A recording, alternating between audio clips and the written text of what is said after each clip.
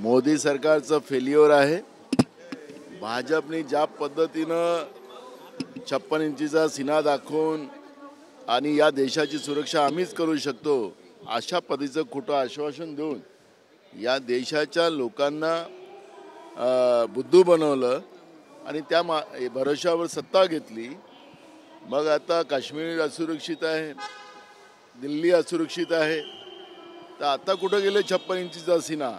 याच्यामध्ये आम्हाला राजकारण करायचं नाही आहे। मला भाजपचं काय उत्तर येणार ते आम्हाला माहिती आहे, पण ज्या पद्धतीनं दिल्लीतलंही सरकार यांचंच, केंद्रातलंही सरकार यांचंच, मग हे आतंकवादी या देशामध्ये आले कुठून? हे सगळे प्रश्न या निमित्तानं निर्माण झालेले आहेत। आणि म्हणून नरेंद्र मोदींनी ज्या पद्धतीनं देशाच्या लोकांना जे खोटे आश्वासन दिले त्याची ही पोल खोलली गेलेली आहे। ही घटना आमच्या देशावर हा एक प्रकारचा भ्याड हल्ला आहे। या भ्याड हल्ल्याचा आम्ही निषेध करतो। अशा स्थितीत देशाच्या बाजूने उभं राहणं गरजेचं आहे। राजकारण करणं कितपत योग्य आहे? राजकारण करायला बाकी म्हणजे मला वाटलंच तुम्ही हा प्रश्न विचारणार, पण हे घटना एक नाही, पुलवामातली घटना झाली, पहलगामची घटना झाली, त्याच्यात आम्ही पूर्ण सरकारच्या सोबत होतो। पण ज्या पद्धतीनं सरकारने पहलगामच्या घटनेमध्ये राजकारण केलं, ज्या पद्धतीनं ऑपरेशन सिंदूरच्या नावाने देशाच्या लोकांना पाकिस्तानशी आता पाकिस्तान आम्हाकडे डोळे उचलून बघणार नाही अशा पद्धतीचं जे भूमिका मांडलेली होती ते कुठं गेली? आणि म्हणून हे देशाच्या सुरक्षेचा प्रश्न आहे। आणि हा जेव्हा देशाचा सुरक्षेचा प्रश्न आहे, केंद्र सरकारचं हे फेल्युअर आहे आणि केंद्र सरकारने याची जबाबदारी स्वीकारावी, ही भूमिका आमच्या याला राजकारण नाही आहे। मोठी घटना आहे खरं तर। जरी जीवितहानी आता कमी दिसत असली तरी आणखी मृत्यूचा आकडा वाढेल ना। खूप मोठा स्फोट होता, कमी लोकांचा जीव गेला। मला तोच मुद्दा आहे की या घटनेची सगळी माहिती आम्ही घेतलेली आहे। हे सरकारचं फेल्युअर आहे। देशाचे गृहमंत्री असतील, देशाचे प्रधानमंत्री असतील, हे निवडणुका लढणं आणि निवडणुकीमध्ये त्यांचा पक्ष जिंकवणं अशा पद्धतीची त्यांच्यामध्ये भूमिका असते। देशहिताच्या बद्दलचं, देशाच्या सुरक्षेच्या बद्दलचं त्यांच्याजवळ कुठलाही प्लॅन नाही। गृहमंत्री बिहारमध्ये विदाऊट कॅमेरा ज्या हॉटेलमध्ये थांबलेले आहेत, ते कशासाठी विदाऊट कॅमेरा थांबलेले आहेत? कशासाठी हे लपवलं जात आहे? कोण त्यांना भेटत आहे? हे सगळे प्रश्न या निमित्तानं निर्माण होणार आहे। देशाचा गृहमंत्रीच विदाऊट सुरक्षेमध्ये आणि विदाऊट कॅमेरा CCTV फुटेजेस बंद करत असेल तर हे सगळे प्रश्न या निमित्तानं उभे झालेले आहेत। आणि म्हणून ही जबाबदारी खऱ्या अर्थानं केंद्र सरकारने स्वीकारावी, ही भूमिका आमची आहे। बिहारचा अंतिम टप्प्यात मतदान आहे। कारमधनं येऊन तो स्फोट झाल्याची माहिती आहे। लाल किल्ल्यासारखं ठिकाण नवी दिल्लीतलं अत्यंत संवेदनशील आणि सुरक्षित, याला धरून बिहारमध्ये आज शेवटच्या टप्प्यात मतदान। तुम्ही जे सांगतात की राजकारण करू नये अशा पद्धतीचा प्रश्न तुम्ही उपस्थित केलेला आहे। आमचा मुद्दा याच्यामध्ये एक आहे की जेव्हा मुंबईवर 26 अकराचा हमला झालेला होता, या हमल्यामध्ये BJPने काय केलं होतं? हे सगळे प्रश्न उपस्थित केले होते ना। तर आम्ही पण आता तेच प्रश्न उपस्थित करतोय ना। तर याचं उत्तर त्यांनी दिलं पाहिजे ना, याचं उत्तर त्यांनी दिलं पाहिजे। आणि त्याच्यामुळे तुम्ही जे काही म्हणता की ह्या प्रकरणात जे राजकारण आहे, आम्हाला याच्यात राजकारण करायचं नाही। हा देशाच्या सुरक्षेचा प्रश्न आहे। आणि आम्ही त्यावेळेस मुंबईच्या हमल्यामध्ये या आतंकवाद्यांना तिथंच त्यांना कंठस्थान देण्याचं काम त्या काळामध्ये केलेलं होतं, असं सोडलं नव्हतं आम्ही। पण हे जे आत्ता दिल्लीमध्ये बॉम्बस्फोट झाला, त्या बॉम्बस्फोटामध्ये ज्या पद्धतीनं आतंकवादी येतात, निरपराध लोकांचा त्या ठिकाणी जीव जातो आणि सरकार प्रचारामध्ये आहे बिहारमध्ये, अशा पद्धतीची परिस्थिती आहे। त्यामुळे या सगळ्या प्रश्नाला उत्तर या केंद्राच्या सरकारला द्यावं लागणार आहे आणि देशाची जनता विचारणार आहे। कारण की देशच सुरक्षित नाही, देशाची सुरक्षेची हमी घेणारे प्रधानमंत्री, गृहमंत्री हे आता कुठं लपलेले आहेत, हाही प्रश्न आता लोक विचारायला लागले। वो हिंदी में जानना चाहेंगे, रेड फोर्ट में जो ब्लास्ट हुआ है, 9 लोगों की मौत हुई है, 20 से ज़्यादा अधिक गंभीर है, क्या कहेंगे? पहले तो इस घटना की हम कड़ी निंदा करते हैं और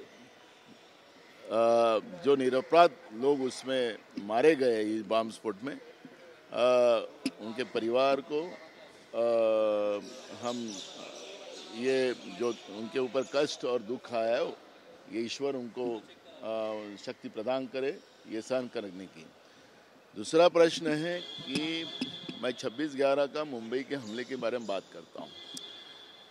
हम लोगों ने कभी भी देश के साथ जो भी खिलवाड़ करता है उसका विरोधी किया है कांग्रेस ने। हमारे नेता राहुल गांधी जी ने भी ये भूमिका स्पष्ट की थी जब पहलगाम में जो घटना हुई थी उस पर और हम सरकार के साथ है और पाकिस्तान को ये जवाब देने का मौका है। इसमें हम पूरी ताकत के साथ मोदी सरकार के केंद्र सरकार के साथ हम हैं। इस तरह की बात हमारे नेता राहुल गांधी ने की थी। लेकिन जब पहलगाम के घटना में जिस तरह से सरकार ने और बीजेपी ने राजनीति की ऑपरेशन सिंदूर के नाम से, वो तो पूरा देश देख रहा है। आज उनको अब जवाब देने का समय है। ये जवाब अब केंद्र की मोदी की सरकार को, बीजेपी को देना पड़ेगा, क्योंकि जिस तरह से दिल्ली में, कश्मीर में हमारे बॉर्डर में जब हमला होता है तो एक बात उसमें मान सकते कि वो आगे भाग गए, लेकिन दिल्ली में हमारे राजधानी जो सुरक्षित नहीं है, इसका जवाब ये 56 इंची को देना पड़ेगा। और इसमें हमको कोई राजनीति नहीं करना है। हमारा सवाल है कि आज देश असुरक्षित है और केंद्र की सरकार इसके लिए जवाबदार है। बिहार चुनाव है, सेकेंड फेज का चुनाव होने वाला है, कैसे देखते हैं इस चुनाव के तरफ? जिस तरह से पहले फेज का जो चुनाव हुआ, जिसमें वीवीपैट कैसे रास्ते पे गिरे हुए, ईवीएम मशीन आपको रास्ते पे गिरी हुई पड़ी मिली है, और जिस तरह से स्ट्रांग रूम के सीसीटीवी फुटेजेस बंद किए जा रहे हैं और देश के गृह मंत्री पटना में अपना ठिया लगा के बैठे और उनके भी होटल के सीसीटीवी फुटेज बंद किए गए हैं, ये इसका मतलब है कि ये हारने पे इनके बीजेपी और उनके साथी हार रहे हैं और वो कैसे भी धांधली करके चुनाव जीतने की कोशिश कर रहे हैं। लेकिन वो बिहार की भूमि है, बिहार के लोगों की भूमिका एकदम स्पष्ट है कि अभी कांग्रेस अलायंस जो हमारा है उसको ही वहाँ पे लोगों का बहुमत है और उसी आधार पर कल का भी जो आज जो मतदान होने जा रहा है आज उसमें भी कांग्रेस अलायंस को ही सबसे ज़्यादा सीटें मिलेंगी और वहाँ पे बहुमत में तेजस्वी के नेतृत्व में, मुख्यमंत्री तेजस्वी के नेतृत्व में सरकार हमारी बनेगी। अशा पद्धतीचा बॉम्बस्फोट झाल्यावर नैतिकतेच्या आधारावर राजीनामा देण्याच्या अनेक घटना झालेल्या आहेत। तुमची आता अशी मागणी असणार आहे की याला जबाबदार तुम्हाला मोदी सरकार वाटतं? बिलकुल, पण हे बेशरम लोक आहेत, हे काही राजीनामे देणार नाही आणि हे झोला लेके आए ते झोला लेके जाएंगे ऐसी कहाणी सांगणारे लोक आहेत। यांना देशहिताचं काहीच नाही, त्याच्यामुळे यांच्याकडून राजीनामा आणि ह्या सगळ्या अपेक्षा करण्यापेक्षा देश सुरक्षित कसा राहील याच्यावरचं त्यांनी एक स्पष्टीकरण द्यावं अशी आमची भूमिका आहे आणि पुढच्या काळात या घटना होणार नाही यासाठी केंद्र सरकारने अनेकदा या देशाला त्यांनी स्वप्न दाखवलेलं आहे की आम्ही देश सुरक्षित ठेवू, पण ते असफल ठरलेले आहेत। तर त्यांचा निर्णय जनाची नाही तर मनाची लाज त्यांनी ठेवावी।